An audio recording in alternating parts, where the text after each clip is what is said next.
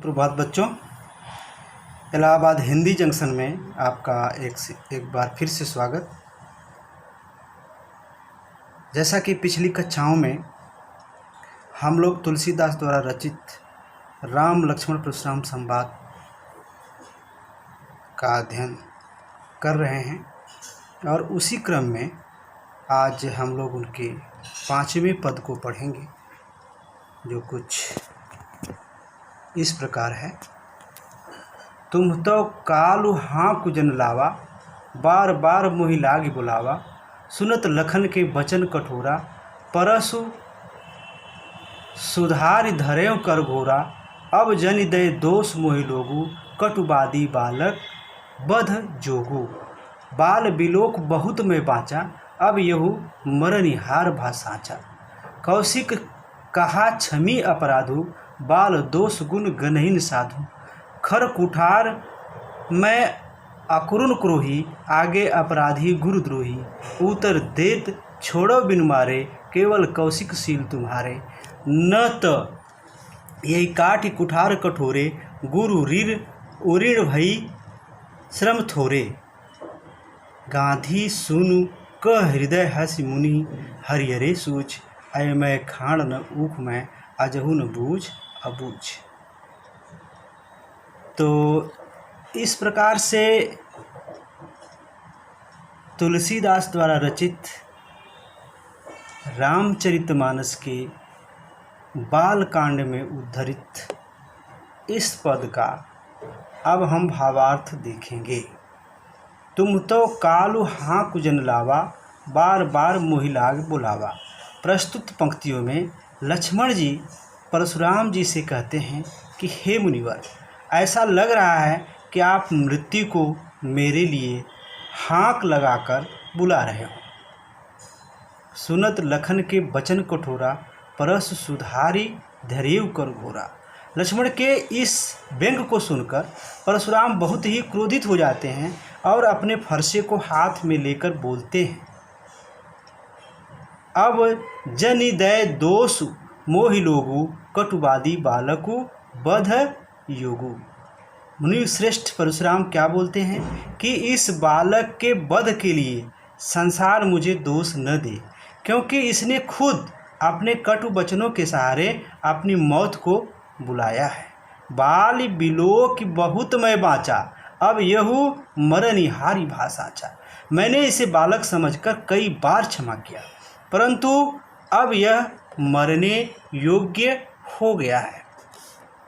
बात को बिगड़ते हुए देखकर कौशिक अर्थात विश्वामित्र जी बीच बचाव करने के लिए आ जाते हैं। कौशिक कहा क्षमीव अपराधी, बाल दोष गुण गुणहीन साधु।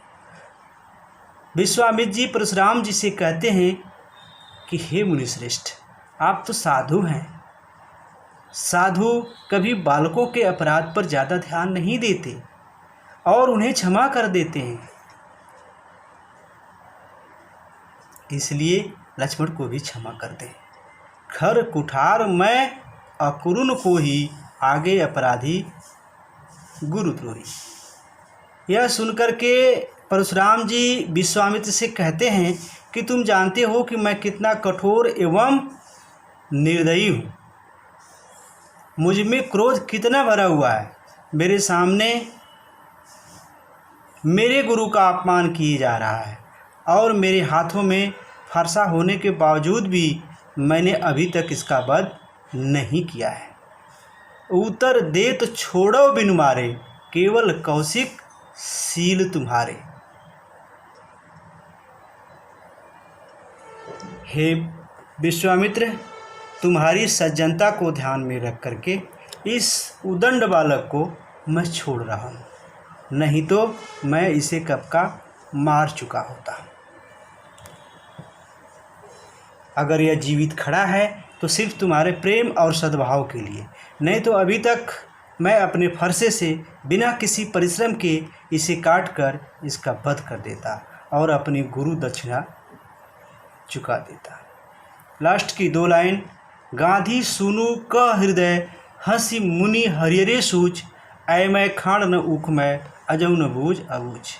यह सुनकर विश्वामित्र जी मन ही मन हंसने लगते हैं और सोचते हैं कि परशुराम जी ने सभी क्षत्रियों को हराया है तो वे राम लक्ष्मण को भी साधारण क्षत्रिय मानकर उन्हें आसानी से हराने के बारे में सोच रहे हैं, परंतु उन्हें इस बात का ज्ञान नहीं है कि उनके समक्ष कोई गन्ने के रस से बना गुड़ नहीं है, अपितु लोहे के फौलाद से बनी तेज तलवार है। अयमय खांड न ऊखमय अजऊ न बूझ अबूझ।